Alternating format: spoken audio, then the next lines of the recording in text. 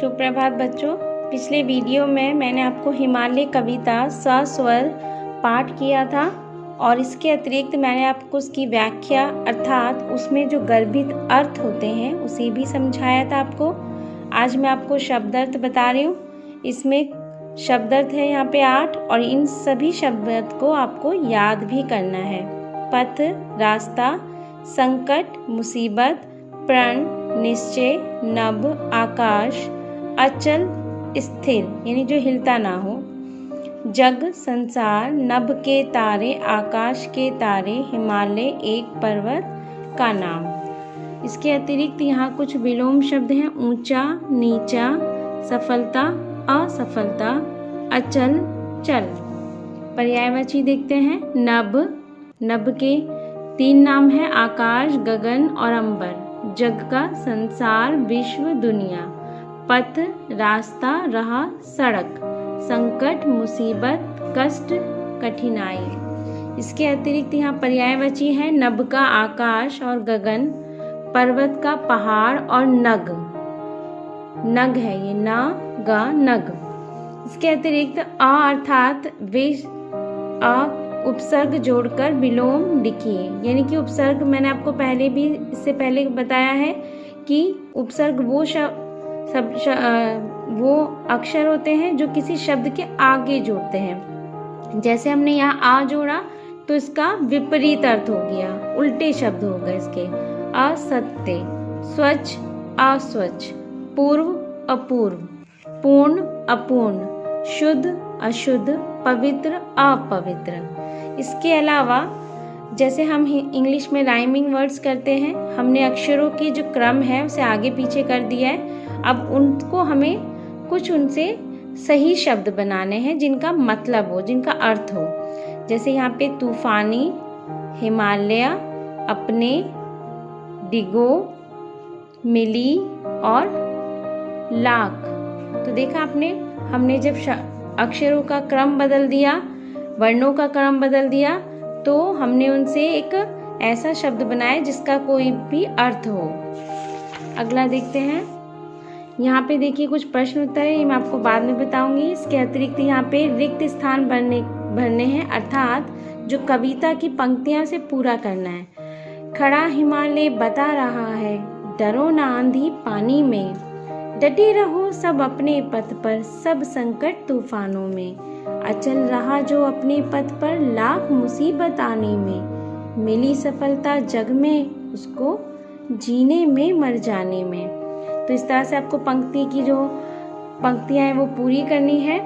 इसके अतिरिक्त आपको यहाँ पे देखिए उचित शब्द से आपको यहाँ पे चंद्र बिंदु पे जो शब्द दिया है उसमें चंद्र बिंदु नहीं दिया गया है, जिसे आपको लगाना है। तो आधी, आंधी, यहाँ पे क्या जाएगा? चंद्र बिंदु। आंधी, गांव, कलियां, चांद, ऊंचा और सभाएं।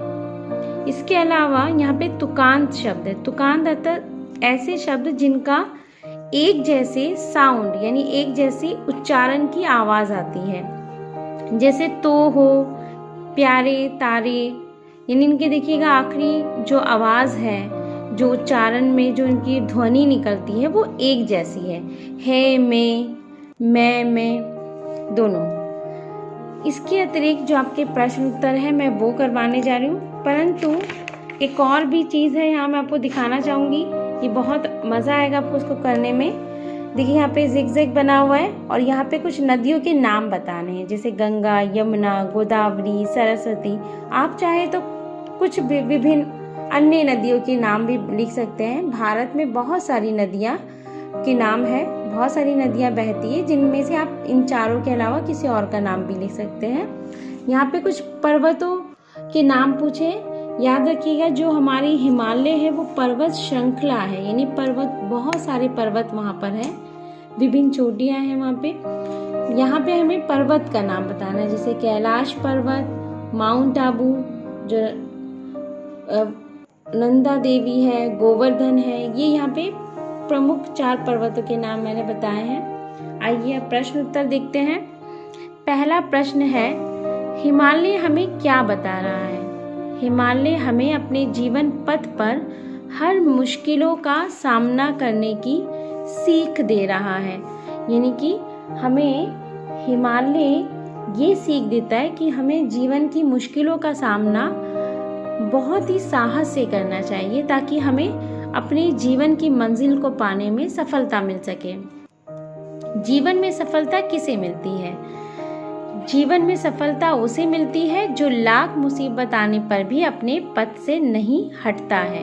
यानी अगर हम अपनी मुश्किलों का सामना डट कर करें और अपने जीवन पथ अर्थात अपनी मंजिल के रास्ते से ना हिले, तो हमें मंजिल अवश्य मिलेगी। यही आपको अब करना है। इस लॉकडाउन के समय आपकी बहुत सारी जो उद्देश्य होंगे, आपके वर्ष भर की बहुत सारी आपकी मंजिलें होंगी, परंतु उन मंजिल बहुत सारी मुश्किलें और रुकावटें भी आएंगी।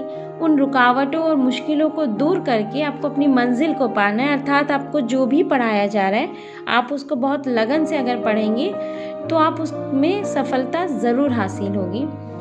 तो मैं चाहती हूँ कि आप इन प्रश्न उत्तरों को सिर्फ लिखें ही नहीं, बल्कि इन्हें याद भी करें, इन्हें समझें भी। अपने प्रण से ना डिगने वाले को क्या लाभ होता है? यानी ऐसा व्यक्ति जो अपने प्रण पर अचल रहे तो उसे अपनी मंजिल अवश्य मिलती है। वे नभ के तारे भी छू सकते हैं। यानी कि नभ के तारे छूना तो बहुत मुश्किल काम है।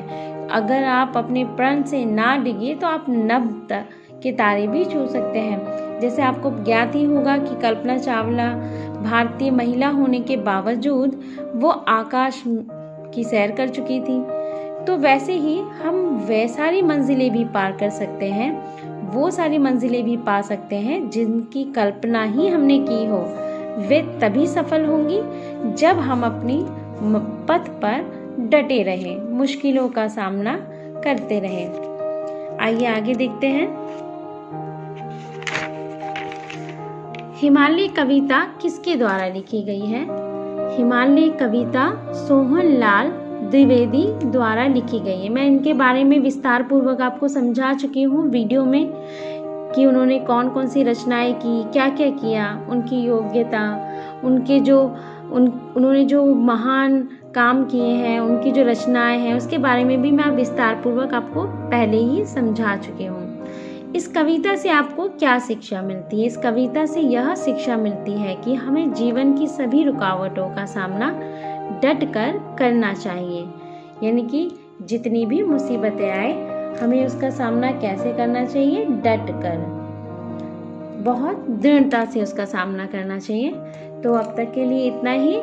सुरक्षित रहे, स्वस्थ रहे और जितना भी कार्य है उसे बहुत अच्छे और लगन से करें, तो आप अपनी मंजिल अर्थात आपको पाठ को याद करने में कोई मुश्किलें नहीं आएगी। थोड़ी सी मेहनत और थोड़ी सी लगन बहुत आवश्यक है। धन्यवाद।